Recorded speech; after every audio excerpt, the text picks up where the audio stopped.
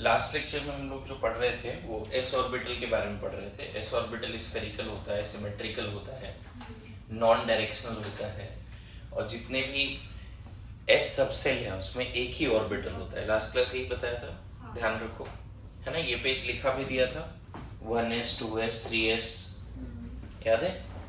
ये पेज लिखा दिया था। बोलो, जितने भी एस ऑर्बिटल के इलेक्ट्रॉन्स हैं, एस सबसेल में जो इलेक्ट्रॉन्स हैं वो न्यूक्लियस के चारों तरफ सिमेट्रिकली डिस्ट्रीब्यूटेड है। ध्यान में बोलो। तो दो तीन चीजें लिख लेना। एस ऑर्बिटल सिमेट्रिकल होता है ना, ऐसा symmetrical. S electrons are symmetrically distributed around the nucleus. नहीं, सिमेट्रिक एक स्फीयर है ना, एक तरह से बीच में न्यूक्लियस है और उसके चारों तरफ इलेक्ट्रॉन्स हैं। 1s 2s में क्या होता था, याद करो डायग्राम में। अगर ये 1s है तो 2s क्या होता था, याद करो। ये तो रहता ही था जो है, बोलो, ये तो रहता ही था। इसके बाहर भी थोड़ा गैप देके एक और स्फीयर मिलता था, याद है ना। 2s का इलेक्ट्रॉन कहाँ कहाँ हो सकता है? मैक्सिमम चांस है इधर होगा, क्योंकि ये वाला रीजन 2s के लिए है, बट वहां पे 1s की इलेक्ट्रॉन है। दो जो शेडेड पोर्शन बनाया है उसमें 2s का इलेक्ट्रॉन बाहर होगा। समझ में आ रहा है? 1s का यहाँ पे है तो 2s, लेकिन probability of finding 2s electron in 1s region is never zero, क्योंकि हाइजेनबर्ग अनसर्टेनिटी प्रिंसिपल के हिसाब से डिसाइड होता है। 3s में क्या हो जाएगा, ये तो सेम रहेगा, एक बाहर और सर्कल मिलेगा। बोलो, तो जितने भी एस सबसेल थे, एक बार फिर से रिकैप करा दो। एस सबसेल के लिए n तो 1 2 3 4 है। हर सेल में, हर ऑर्बिट में एस सबसेल है, बट n तुम्हारा 0 है, m भी 0 है। क्या क्या पॉसिबल है? 1 L0 है तो s बोलते हैं ना बच्चे, तो 1s, फिर 2s 3s 4s, ऐसे चलेगा। दिस आर द, तो अच्छा, एस सबसेल के लिए L का वैल्यू एक ही मिला, तो L का each value represents an orbital. L का जो वैल्यू है वो क्या है, सबसेल। बोलो, L का हर एक वैल्यू एक सबसेल को रिप्रेजेंट करता है, और M का पॉसिबल वैल्यूज ऑर्बिटल्स को रिप्रेजेंट करता है। तो कोई बोले S सबसेल में कितने ऑर्बिटल है? 1s में सिर्फ एक ऑर्बिटल है, 2s में भी एक ऑर्बिटल है, 3s में भी। Total number of orbitals in any subshell कितना हो गया? 1। मेरी बात आ रही है समझ में? ठीक है, 2s 3s। एक और इंपॉर्टेंट बात बताया था जिसका नाम है रेडियल नोड। रेडियल नोड, है ना। इसी को नोडल सरफेस भी बोलते हैं, नोडल सरफेस। इसी को स्फेरिकल नोड भी बोलते हैं, स्फेरिकल नोड। तो शॉर्ट में NS, और इसको हम लोग SN, ये सब बोल सकते हैं। Radial node, nodal surface, spherical node. इसका फॉर्मूला L-L-1 होता है। ठीक, तो इसके लिए अगर ये फॉर्मूला लगाओगे तो कितना मिलेगा रेडियल नोड या नोडल सरफेस या स्फेरिकल नोड, क्या मिलेगा? n का क्या है, 1s के लिए n का वैल्यू क्या है, 1। L का वैल्यू क्या है s के लिए, 0 और -1, कितना आ गया? Spherical node is the region of space around the nucleus, spherical region ही होगा, where probability of finding the electron is 0। जैसे इसमें spherical node नहीं है, लेकिन यहाँ पे देखो spherical node है। 2s में एक spherical node है, यहाँ पे इलेक्ट्रॉन नहीं मिलता है, तो 2s का spherical node, रेडियल नोड निकालोगे, नोडल सरफेस निकालोगे तो क्या मिलेगा? 1। देखो, पहले तो प्रिंसिपल क्वांटम नंबर 2 है, S सबसेल जब भी होगा 0 -1, कितना मिल गया? 1। तो कोई बोले आज के बाद नोड क्या है, तो क्या बोलोगे? Region of space around the nucleus where probability of finding, है ना, रीजन ऑफ स्पेस, मतलब ये भी 3D है, नहीं, एक स्पेस है 3D जैसा, है ना। Region of space around the nucleus where probability of finding electron या electrons is जीरो नहीं बोलो, मिनिमम बोलो ज्यादा सही। ऑर्बिटल में भी हम बोलते हैं मैक्सिमम। जीरो मतलब श्योर इवेंट हो गया ना कि हाँ जीरो ही। हम लोग बात कर रहे हैं प्रोबेबिलिटी का, मेरी बात समझ रहे हो? ऑर्बिटल का just opposite, orbitals are region of space around the nucleus where probability of finding electron is maximum, तो यहाँ पे मिनिमम। अब इसमें भी जैसे नोड्स के टाइप्स होते हैं बच्चे, टाइप्स, तो उसमें तुम बोल सकते हो रेडियल नोड है ना, या नोडल सरफेस है, स्फेरिकल नोड है, कुछ बोलते हैं एंगुलर नोड भी होता है। क्या होता है? एंगुलर नोड, समझाएंगे। एंगुलर नोड को नोडल प्लेन भी कभी कभी बोलते हैं, नोडल प्लेन। तो अभी हमने सिर्फ किसका फॉर्मूला सीखा है?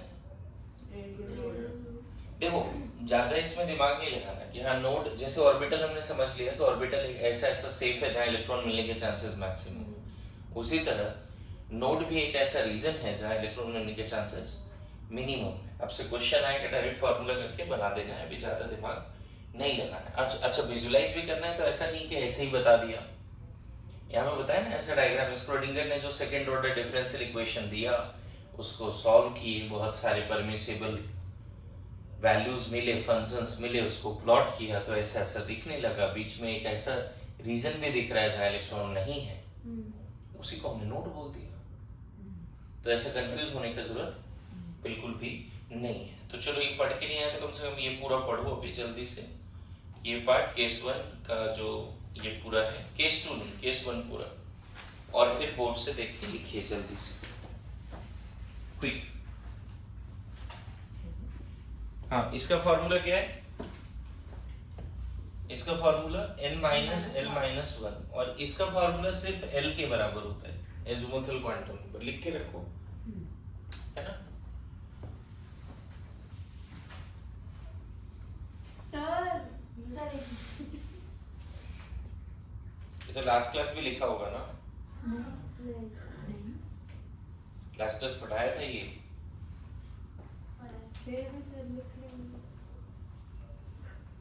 ये तो 2 पेज घर से बोला था लिखने के लिए ना बच्चा। सही, वो 2 पेज में लिखे 65 66 ब्रदर घर से पढ़ के आओ। ओके, नोडल प्लेन या एंगुलर नोड का फॉर्मूला किसके बराबर होता है? कौन से क्वांटम नंबर के बराबर होता है? एज़िमुथल क्वांटम नंबर, ये ध्यान में रख सकते हैं। नाउ सेकंड सबसेल लिखो, पी सबसेल, है ना? पी सबसेल, एस सबसेल के बारे में जितना कुछ बताया इसमें नॉन डायरेक्शनल पे लिख लेना बच्चे। एस सबसेल कोई डायरेक्शन, स्फीयर का कोई डायरेक्शन होता है क्या? हम बोल सकते हैं स्फीयर एक्स एक्सिस के लोग वाई एक्सिस के लोग, ऐसा बोल सकते हैं? न्यूक्लियस चारों तरफ यूनिफॉर्म डिस्ट्रीब्यूशन है, तो S orbitals are non directional. ये एक एस ऑर्बिटल में पॉइंट जरूर लिख लेना, ठीक है? नहीं लिखा है तो। नाउ सेकंड है पी सबसेल, पी सबसेल, ठीक है? तो पी सबसेल होता क्या है थोड़ा समझा देता हूँ। पी सबसेल में पहला पॉइंट तो n का वैल्यू 2 से शुरू होता है। फर्स्ट सेल में पी सबसेल होता ही नहीं। 1p कभी देखा है? 1p हमने देखा नहीं है। 2p 3p 4p 5p ऐसे चलता है। l का वैल्यू इसका 1 होता है, m का वैल्यू -1 0 1 होता है। तो ये p हो गया। क्या क्या नाम लिखेंगे? 2p 3p 4p 2p 3p 4p ऐसे चलेगा। लेकिन हर p के कॉरस्पॉन्डिंग 2p के कॉरस्पॉन्डिंग m का 3 वैल्यू है, इसीलिए 2p में 3 बॉक्स होंगे, 3 ऑर्बिटल होंगे, है ना? तो p सबसेल में 3 ऑर्बिटल होते हैं, -1 0 1 बोल सकते हो। 3p में भी कितना ऑर्बिटल होगा? 3 ऑर्बिटल। 4p में भी 3 ऑर्बिटल। अब इसका एक और नाम लिखने का तरीका है, 2px 2pz 2py। m equal to 0 मैंने बोला है, z एक्सिस के अलोंग ओरिएंटेशन। इसमें -1 0 1 अगर है तो 2px 3px 3pz 3py, y, यहाँ भी 4px 4pz 4py। समझ गए? हाँ 40z 40y। इस तरह से चलेगा। बोलो। तो फर्स्ट सेल के पी सब सेल में, फर्स्ट सेल में तो पी सब सेल है ही नहीं, सेकंड सेल में पी सब सेल है, उसमें 3 ऑर्बिटल है, थर्ड सेल में भी पी सब सेल है, 3 ऑर्बिटल है, फोर्थ सेल में भी पी सब सेल है। अब इन दोनों में क्या अंतर होगा? जैसे कोई बोले 2px और 3px और 4px में क्या अंतर है? तो ऐसे समझना कि अगर ये कोऑर्डिनेट एक्सिस है, बात समझो, अगर ये कोऑर्डिनेट एक्सिस है, x axis, y axis, z axis, ऐसा समझे, तो यहाँ पे ना x एक्सिस के अलाउंग 2 छोटे से ऐसे लोब बना दो, ये न्यूक्लियस है और यहाँ पे इलेक्ट्रॉन्स है। मेरी बात समझ में? 3p भी x एक्सिस के अलाउंग ही होगा, बट थोड़ा सा बड़ा लोब बना दो, ये न्यूक्लियस है, यहाँ इलेक्ट्रॉन्स है। 4px भी न्यूक्लियस के अलाउंग ही होगा, थोड़ा और बड़ा लोब बना दो, ये न्यूक्लियस है इधर। तो ये जो प्रिंसिपल क्वांटम नंबर बढ़ रहा है ना, उससे पता चलता है कि साइज भी बढ़ रहा है, शेप तो वही, शेप तो डम्बेल ही है, लेकिन साइज क्यों हम बड़ा दिखा रहे हैं धीरे धीरे? क्योंकि प्रिंसिपल क्वांटम नंबर बढ़ रहा है। px है इसीलिए हम हमेशा लो ही दिखा रहे हैं, लेकिन ये प्रिंसिपल क्वांटम नंबर जो है ना, ये वाला, more is the principal quantum number, more is the size. हमने याद बताओ, तुम्हें बताया प्रिंसिपल क्वांटम नंबर के लिए मेन वर्ड क्या आता है? Shell, orbit and size of subshell और orbital. Size of shell, size of subshell, size of orbital, ये सब प्रिंसिपल क्वांटम पॉइंट्स में लिखा है।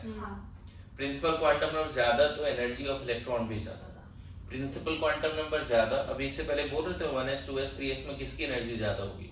तो 3s की। कैसे बताए? s के बेसिस पे या 3 के बेसिस पे? 3 के बेसिस पे। तो more is the principal quantum number, more is the energy, more is the distance of electron from the nucleus.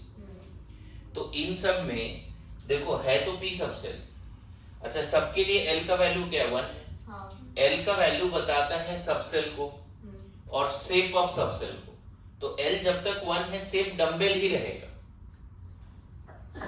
मेरी बात समझ रहे हो? l जब तक 1 है, p सबसेल का क्या शेप है? डम्बेल।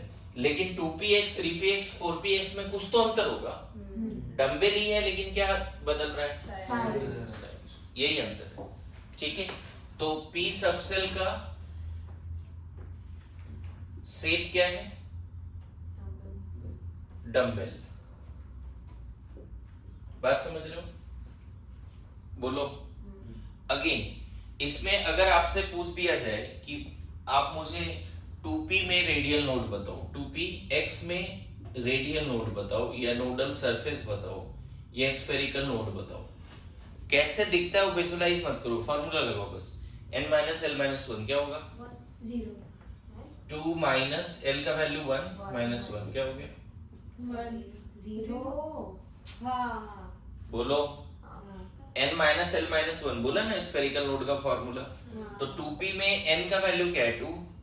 p जहां भी दिखे l का वैल्यू 1, चाहे px दिखे, py दिखे, pz दिखे, p जहां दिख रहा है l क्या मानना है? 1।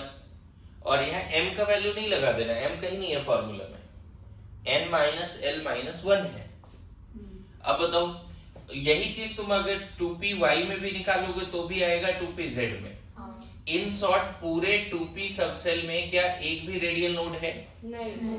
2p जैसे 1s में नहीं था ना, उसके 2p में भी रेडियल नोड नहीं होता। लेकिन जैसे ही तुम 3p में जाओगे तो रेडियल नोड आ जाएगा। Radial node, spherical node, nodal surface. 3 minus 1 minus 1, देखो 1 आ गया। सेम फार्मूला से लगा लो, है ना। 4p में बताओ, 4p पूछे, 4px, 4py, 4pz, कुछ भी पूछे, कितना होगा radial node? Radial node, nodal surface, spherical node, कितना? 4 माइनस 1 माइनस 1 2। बोलो। आ रहा है थोड़ा बहुत भी समझ में? लिखो फिर p सबसेल के बारे में। अब ये पूरा पेज पढ़ेंगे अभी हम लोग, जल्दी आगे वाला पार्ट, जल्दी जल्दी क्विक।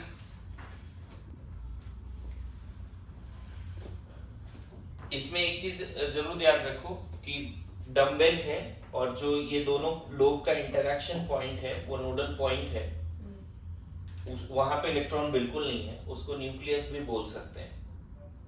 अगेन एक इंपॉर्टेंट पॉइंट कि 2px 2py 2pz में क्या अंतर है।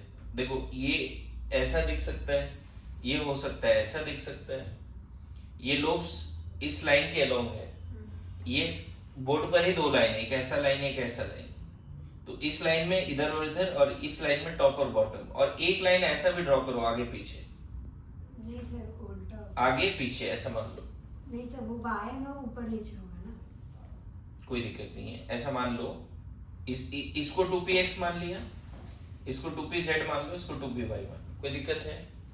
क्या अंतर है इन तीनों में? शेप सेम है, साइज भी सेम है, ओरिएंटेशन अलग अलग है। अलग है 2px 2py 2pz में क्या अंतर है? डायरेक्शन, डायरेक्शंस का, इसीलिए ये तीनों का एनर्जी सेम होता है। 2px 2py 2pz are degenerate orbitals. इसका नाम क्या है? ये तीनों आपस में क्या है? Equal energy orbitals. Equal energy orbitals का दूसरा नाम क्या है? डीजेनरेट। समझ गए? डीजेनरेट।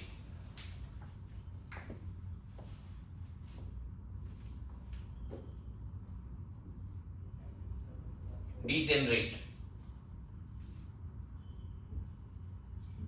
ऑर्बिटल्स लिख लिया। डीजेनरेट मतलब क्या? इक्वल एनर्जी ऑर्बिटल्स, ध्यान में रहेगा। लेकिन क्या 2p और 3p की एनर्जी सेम होगी? नहीं। 2p का तीनों आपस में एनर्जी सेम है, 3p का ये तीनों का एनर्जी सेम है, 4p में ये तीनों की एनर्जी सेम है, लेकिन 2p 3p 4p की एनर्जी अलग अलग है। जैसे 1s 2s 3s की एनर्जी अलग अलग थी। Yes no? बोलो ना। बोर्ड क्लियर करूं मैं? बोलो। यहाँ पे जो पॉइंट्स लिखे हैं प्लीज उसको पढ़ लीजिए। There are 3p orbitals commonly referred as px py pz। This 3p orbitals possess equivalent energy for same shell. जिसकी प्रिंसिपल का नंबर सेम होगी उसमें तीनों का एनर्जी सेम होगा। फॉर सेम सेल बोल सकते हैं। And therefore have same relation with the nucleus, है ना। They however differ in their direction and distributions of charges. These 3p orbitals are situated at right angle to one another and are directed along x-axis, y-axis, z-axis. Point wise लिखा है। The p orbital has dumbbell shape, है ना, which are separated from each other by a point of zero probability known as nodal point, also known as nucleus. Okay, the two lobes of each orbital are separated by a plane. ये important point है, इसको समझाता हूं।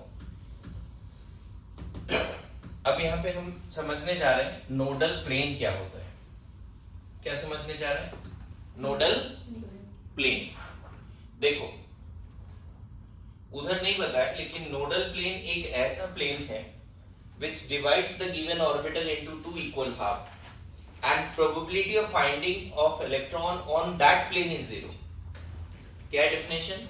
किसी orbital को दो equal half में divide करना है और उस प्लेन पे इलेक्ट्रॉन होना भी नहीं चाहिए, है ना। It is a plane which divides the given orbital into क्या? two equal half and on that plane 2D, है ना। on that plane मतलब वो plane 2D ऑब्जेक्ट है। on that plane probability of finding electron is minimum, zero भी बोल सकते हो। finding electron या electrons is minimum। अभी मैं समझा देता हूँ इसमें। यहाँ पे एक पॉइंट लिखा है ना कि each p two lobes of each orbitals are separated by a plane of zero electron density called nodal plane। मुझे ये बताओ कि दो लोब्स को डिवाइड किया जा सकता है कि नहीं? बीचों बीच एक प्लेन पास हो सकता है कि नहीं? बताओ। अगर मैं बोलूं कि मान लो px है, तो px में दो लोब ऐसे होते हैं ना ऐसे। ये न्यूक्लियस है अब मुझे बताओ px में क्या कोई एक ऐसा प्लेन होगा जो इसको इक्वल हाफ में डिवाइड कर सकता है? हाँ। तो ये वाला प्लेन होगा, सोच के देखो, जो इस पॉइंट से भी पास कर रहा है। ये प्लेन ऐसा है बच्चे, बोर्ड पे तो मैं ऐसे ही दिखाऊंगा ना, ये प्लेन ऐसा है और लोब्स इधर और इधर है। So px will have one nodal plane,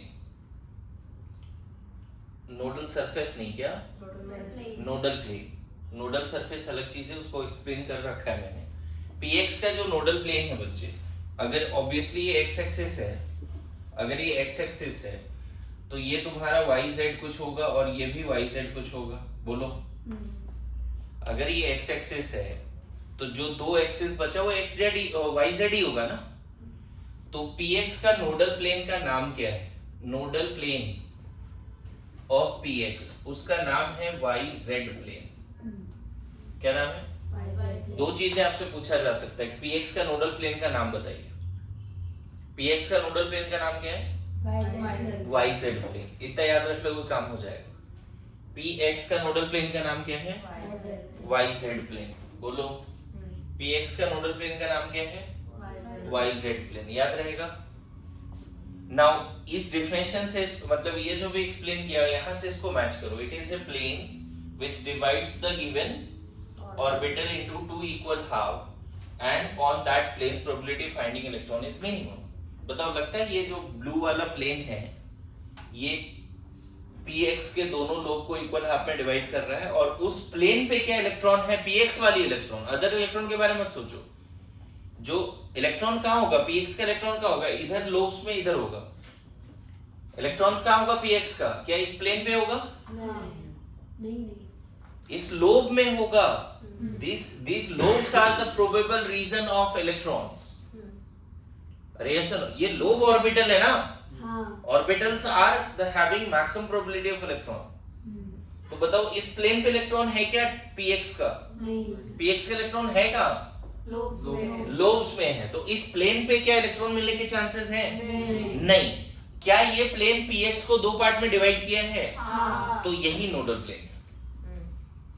आया समझ में? अगर मान लो मैं बोलता कि ठीक है नोडल प्लेन बताओ pz का, तो pz का नोडल प्लेन कैसा होगा? pz पहले होता कैसे है? z एक्सिस के लॉन्ग होगा ऐसा। अरे बोलो, z एक्सिस के लॉन्ग लोब्स होगा। यस या नो? इसको मैंने मान लिया z एक्सिस, ये x ये y मान लेते हैं। मुझे बताओ, क्या नहीं लगता है ये वाला जो प्लेन है, ये वाला जो प्लेन है वो लोब्स को ऊपर नीचे डिवाइड कर दिया? बोलो, तो this plane is the nodal plane for pz and pz का जो नोडल प्लेन होगा, nodal plane of pz definitely xy plane होगा। कौन सा प्लेन होगा? मजेदार बात है कि जो कोऑर्डिनेट यहाँ पे है उसको छोड़ दो, जो बचा वही उसका नोडल प्लेन है। देखो तो नहीं लग रहा है ये जो ब्लू वाला है वो xy प्लेन पे है। क्यों? क्योंकि xy प्लेन के ऊपर और नीचे लोब्स है। तो नहीं लगता xy plane has divided the pz into two equal half. क्या pz का इलेक्ट्रॉन इस प्लेन पे है या उसके ऊपर और नीचे वाले लोब्स में? लोब्स में। मेरी बात आ रही समझ में? बोलो, यहाँ पे तीनों डायग्राम बना के समझाया है, अगर आप समझना चाहो तो यहाँ पे दिख जाएगा आपको। इसीलिए दो बातें लिखी है कि नोडल प्लेन px का क्या नाम है? px का नोडल प्लेन का नाम है yz प्लेन। pz का नोडल प्लेन का क्या नाम है? और py का नोडल प्लेन का क्या नाम होगा?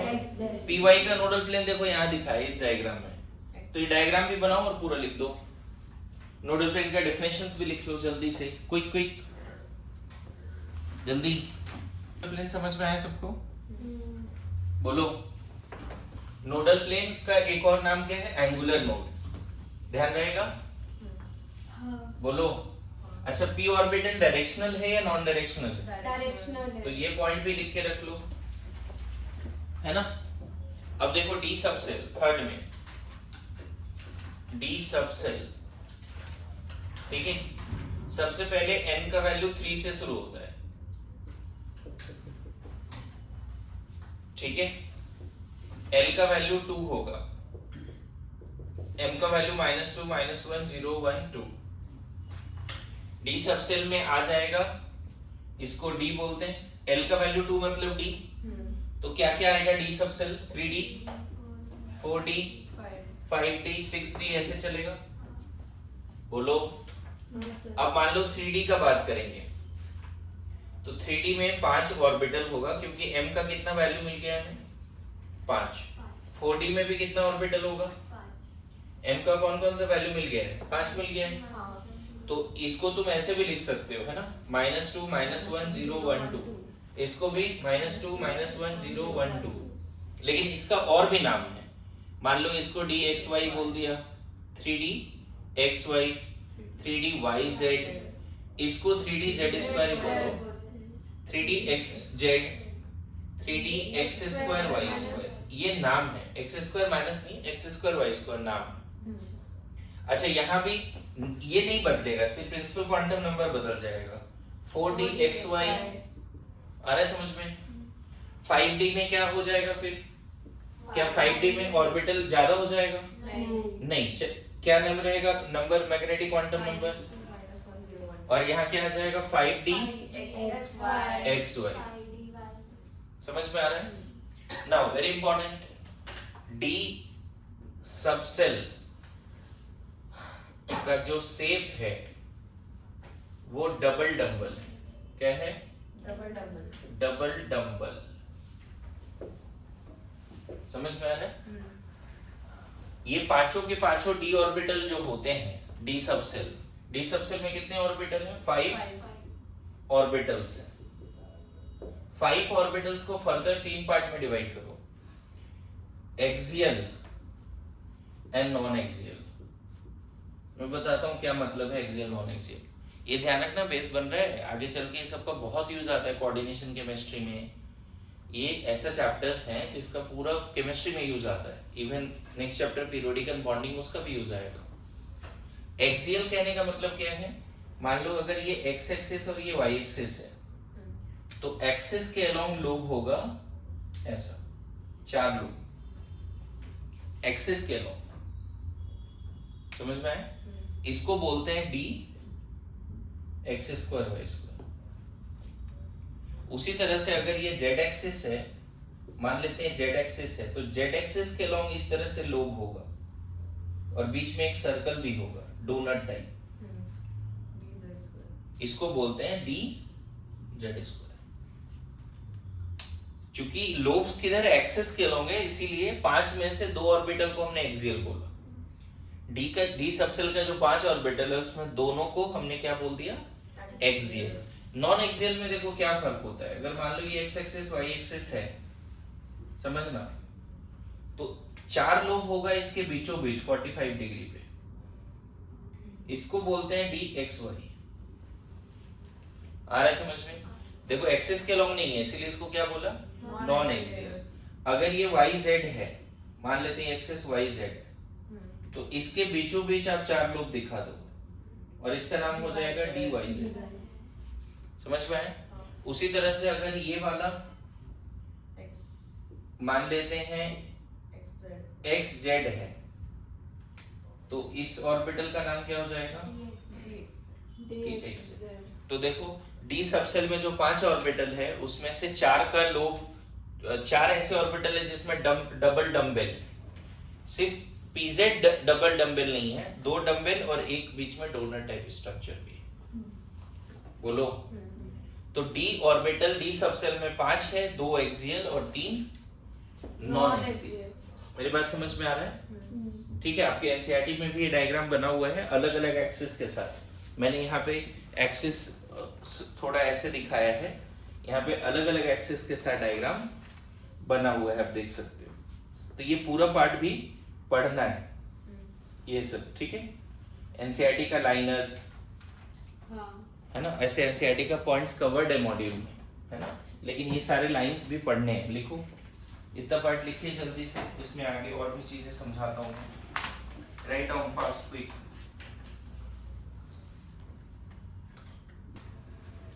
एक बार ना ये एनिमेशन समझिए, दिखाया भी था ऑलरेडी, आपने ये देखा है, ठीक है।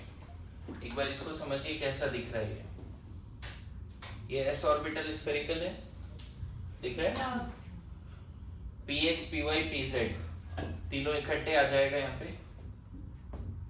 देखो ये बताया भी है पहले, px py pz बताया ना। लोब्स हैं आगे पीछे, फ्रंट बैक, टॉप बॉटम। ये 3 ऑर्बिटल था p सबसेल का। अब d सबसेल का जो ऑर्बिटल्स है ना वो एक एक करके आएगा। देखो ये किस एक्सिस के अलोंग है? फ्लैट दिख रहा है? xz 4 लोब है, एक्सिस के अलोंग भी नहीं है, लेकिन कौन से प्लेन में? xz प्लेन में। बोलो आ रहा है समझ में? Yes no? तो यहाँ पे ऐसे लग रहा है सब बोर्ड पर है, लेकिन ऐसा है क्या? नहीं। इसमें अगर ये बोर्ड पर है तो ये ऐसे होना चाहिए, ये ऐसे होना चाहिए। मेरी बात समझ रहे हो? इन चारों लोब का अगर प्लेन बोर्ड है तो इसका प्लेन किधर होगा? परपेंडिकुलर। एक perpendicular to board but horizontal, और ये वाला चारों perpendicular to the board but vertical. बोलो आ रहा है समझ में? अरे यस नो? ऐसा नहीं बोलना है कि सब बोर्ड पर ही है सर, प्लेन्स अलग अलग है। इन चारों लोब का जो प्लेन है वो बोर्ड पर है, तो इन चारों लोब का प्लेन किधर है? हॉरिजॉन्टल। और वो यहां से भी समझ में आएगा, वो वहां से दिखता नहीं इसलिए यहां पे बता रहा हूं। देखो देखिए कौन से प्लेन में? प्लेन बदला या नहीं बदला? प्लेन बदल गया। YZ प्लेन में, पहले XZ प्लेन में था, अभी YZ प्लेन में। आ रहा है समझ में? देखो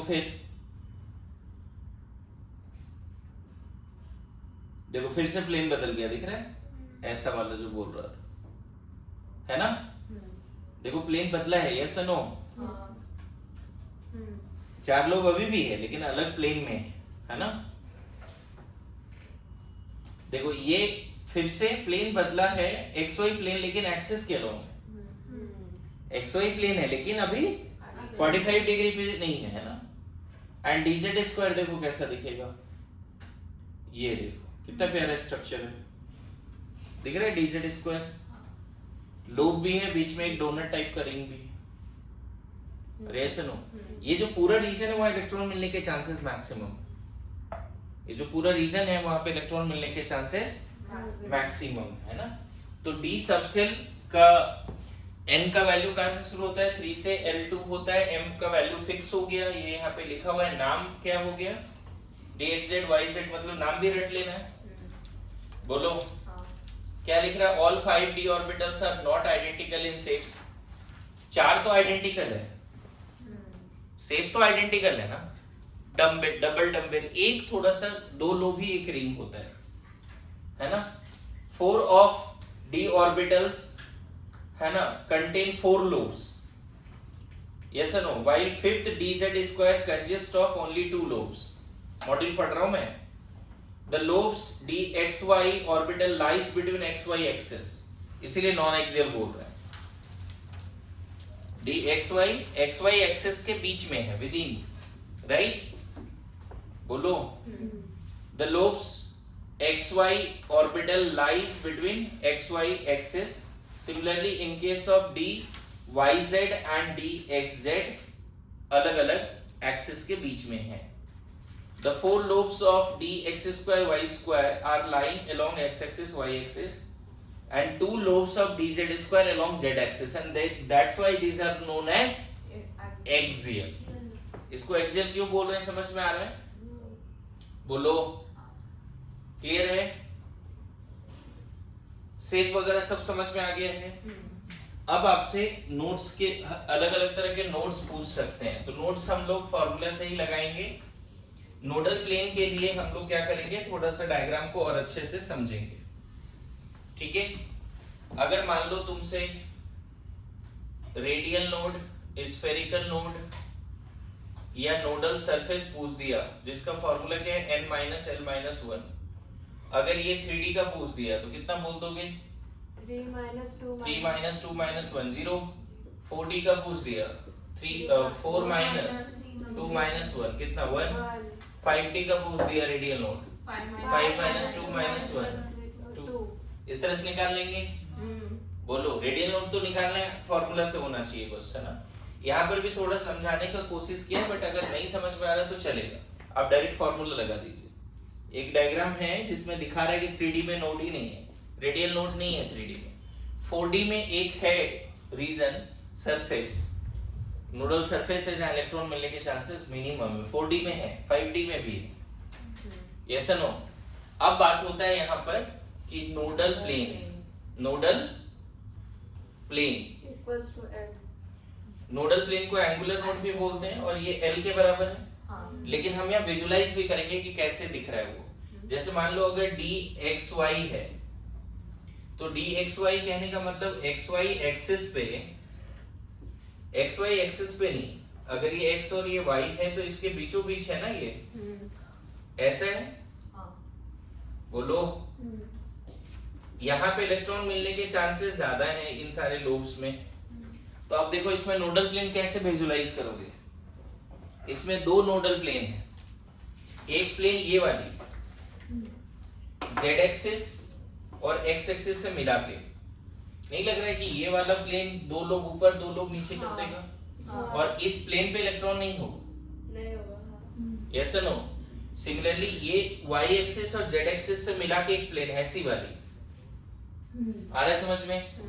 कौन कौन सा दो प्लेन है समझ में आ रहा है। हाँ। एक प्लेन ऐसा, देखो ये वाली प्लेन, ये वाली प्लेन दोनों चारों लोग को डिवाइड कर दिया कि नहीं, और इस प्लेन पे इलेक्ट्रॉन है नहीं, और एक ये वाली प्लेन का, तो dxy will have how many nodal plane? Two nodal plane. मजेदार बात क्या है कि नोडल प्लेन का इसका जब नाम लिखना होगा ना, तो जो कोऑर्डिनेट मिसिंग है, जो कोऑर्डिनेट मिसिंग है, z मिसिंग है, तो यहाँ पे xz एंड yz लिख दो, शॉर्टकट समझा। जो कोऑर्डिनेट मिसिंग है उसके साथ x लगाओ, उसके साथ y लगाओ, ये नाम है नोडल प्लेन का। समझ में है। कोई बोले dxy का कितना नोडल प्लेन है? दो। कौन कौन सा? xz yz। और मैं एक चीज और सिखाऊं, ये तो प्लेन का नाम है, xz plane and yz plane. अगर तुम लोग जेई के स्टूडेंट होते तो इसमें इक्वेशन भी पूछा जाता है। इक्वेशन कम चांस है तुम्हें पूछा जाएगा, लेकिन xz प्लेन का इक्वेशन y इक्वल टू 0 होता है। जो कोऑर्डिनेट मिसिंग है that is equal to 0 is the equation of that plane. यहाँ जो मिसिंग है x इक्वल्स टू 0। तो अगर आपसे नोडल प्लेन का नाम पूछेगा जो वही पूछा जाएगा, इक्वेशन नहीं पूछा जाएगा। कोई पूछे dxy के कितने नोडल प्लेन हैं? दो। नाम क्या क्या है? xz yz। नोडल प्लेन कितने हैं? 2। नाम क्या क्या है? और उस नोडल प्लेन का इक्वेशन क्या है? ये बहुत कम चांस से पूछा जाएगा। मेरी बात समझ रहे हो? क्लियर है? तो यहाँ पे मैं प्लेन दिखा सकता हूँ, एक प्लेन ये वाली है, बोलो, और एक प्लेन ऐसी वाली है। देखा? dxy में कितने नोडल प्लेन है? दो नोडल प्लेन। तो सिमिलरली बता दो, अब क्विकली उतना विजुलाइज नहीं करना है। xz में नोडल प्लेन कितने हैं? 2। नाम क्या क्या है दोनों का? xy एंड zy yz बोल दो। इक्वेशन क्या है? z equal to 0, x equal to 0। दिख रहा है? dxz का नोडल प्लेन 2। बताओ dyz का नोडल प्लेन? xz दो। और दो ही। इसके भी 2। नाम क्या क्या? xy xz। अरे बोलो। Equation z equal to 0, y equal to 0। These are the name and these are the equations. बोलो, आ रहा है समझ में? एक में मैंने विजुलाइज करा दिया। इसी तरह अलग अलग प्लेन में लोब्स को डिवाइड करने वाला 2 प्लेन मिलेगा। Yes no? नोडल प्लेन थोड़ा आइडिया लग रहा है सबको? और रेडियल नोड जब भी निकालना है फॉर्मूला लगा लो, उसमें ज्यादा दिमाग लगाना नहीं। बोलो yes no? Now you tell me dz square का क्या होगा? Sorry, dx square y square का नोडल प्लेन क्या होगा? ये एक्सिस के अलोंग होता है ना बच्चे, तो एक्सिस के अलोंग है तो भी यहाँ पे 2 नोडल प्लेन तो होंगे ही। ऐसा है? ऐसा है ना? ये x ये y है, तो एक नोडल प्लेन देखो ये वाली है और एक नोडल प्लेन ये वाली, मतलब एक ऐसा प्लेन प्रॉपर ऐसे निकाल दो बाहर उसको। अगर मान लो चारों लोग बोर्ड पर है तो ये वाला plane is the nodal plane और एक ऐसा वाला प्लेन भी। आया समझ में? तो इसका भी नोडल प्लेन कितना है? 2। इसका नाम नहीं पूछा जाएगा आपसे क्योंकि आपको प्लेन पढ़ना नहीं है। मैथ्स में इस लाइन का, जैसे 2D में आपने इस लाइन का इक्वेशन पढ़ा है x = y। अरे 2D में अगर x से y एक्सिस से इस लाइन का इक्वेशन क्या था? 45 डिग्री पे x = y, नो इंटरसेप्ट। हाँ, नो इंटरसेप्ट पढ़ा है कि नहीं? हाँ। 3D में लाइन नहीं है ना, ये प्लेन है, तो उसका इक्वेशन पढ़ना नहीं है, इसलिए नहीं बता रहा हूँ। हाँ, ठीक है। 2D में आपने ये नहीं पढ़ा है, बताओ अगर ये x एक्सिस y एक्सिस है तो इस लाइन का इक्वेशन क्या है बताओ? x = y, अगर 45 डिग्री पे है तो x इस लाइन का इक्वेशन बताओ। ओरिजिन से पास हो रहा है x = y, हाँ, या नहीं कुछ तो y = mx। हाँ।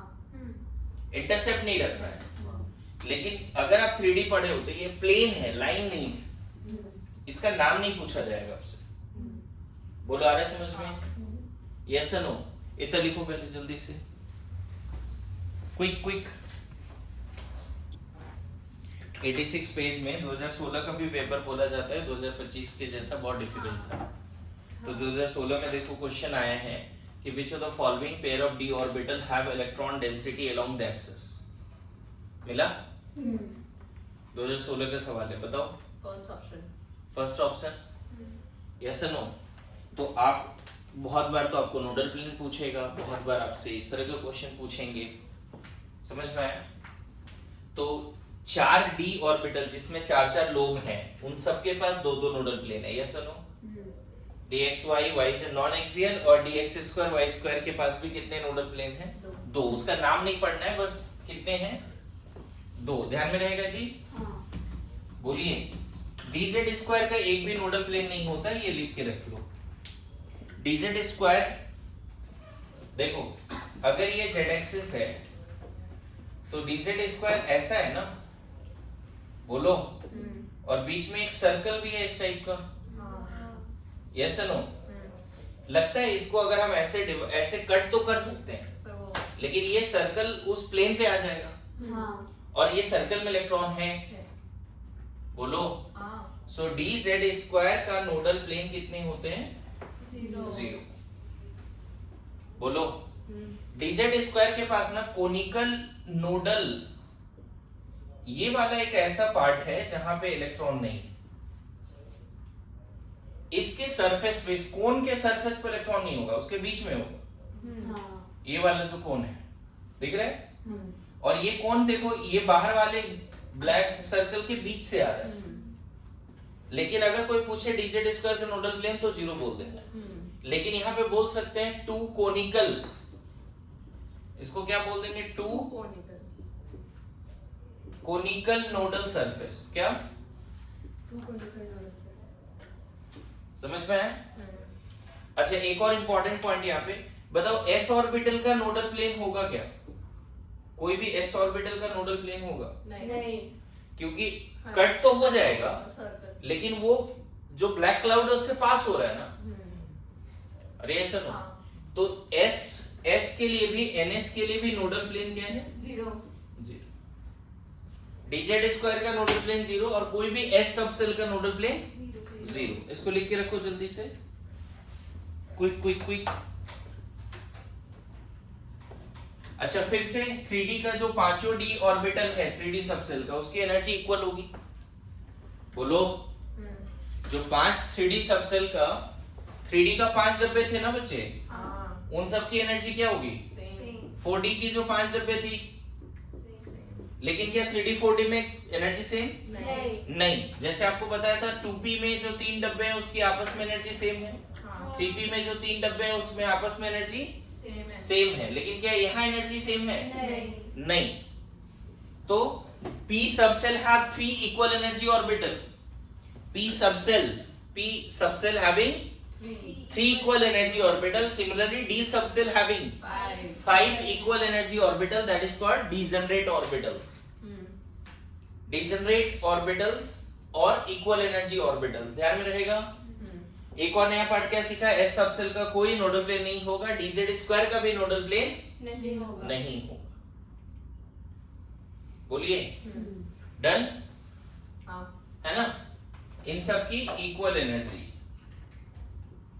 इक्वल एनर्जी कहने का मतलब डिजनरेट ऑर्बिटल्स। डन, ये डायग्राम बन गया सबसे। हाँ। जल्दी, एस सब सेल की नोडल प्लेन 0, dz स्क्वायर की नोडल प्लेन, dz स्क्वायर की नोडल प्लेन 0 है ना। अब देखो एफ सब सेल जो होता है इसका शेप तो नहीं पढ़ना है, लेकिन ये शुरू होता है 4th से, नहीं, इसमें L की वैल्यू क्या होती है 3, M की वैल्यू क्या होती है -3 -1 -2 है ना। क्लियर है, -1 0 1 2 3। इसमें एक सब सेल में 7 डब्बे होते हैं, यस नो, होते हैं 7। हाँ। इसका जो है नाम इस तरह से है बच्चे, f(x3) f(y3), इस तरह से नाम है। आपके मॉड्यूल में नाम लिखे हुए हैं, लेकिन उसका शेप वगैरह नहीं पढ़ना है। यहाँ छोटा सा पार्ट लिखा है यहाँ पे कि the structure of f subshell is very complex, the number of values of f orbitals in f subshell will be 7 and which are equivalent. ये 7 के 7 डब्बे का एनर्जी क्या होगा, सेम होगा, और इसका नाम आपको पढ़ना नहीं है ना। x y z करके है, फिर नाम तुम्हारा ऐसा है x y square z square है ना, फिर नाम तुम्हारा f करके y z square x square, फिर यहाँ पे तुम कर सकते हो z x square y square है ना। इस तरह से नाम है सबका, लेकिन नाम आपको पढ़ना, सॉरी ये भी याद नहीं रखोगे चलेगा, सिर्फ आप इतना बात तो याद रखो कि फोर्थ सेल से F शुरू होता है और इसमें 7 इक्वल एनर्जी वाले ऑर्बिटल्स हैं, उसका शेप वगैरह आपको नहीं पढ़ना है, समझ गए। अब इसमें भी अगर रेडियल नोट वगैरह पूछेगा तो फार्मूला लगा के कर लेना, n - l - 1। जैसे 4f का रेडियल नोट पूछेगा तो फार्मूला लगाना पड़ेगा, बोलो ओके, n - l - 1। ठीक है, this is all about orbitals.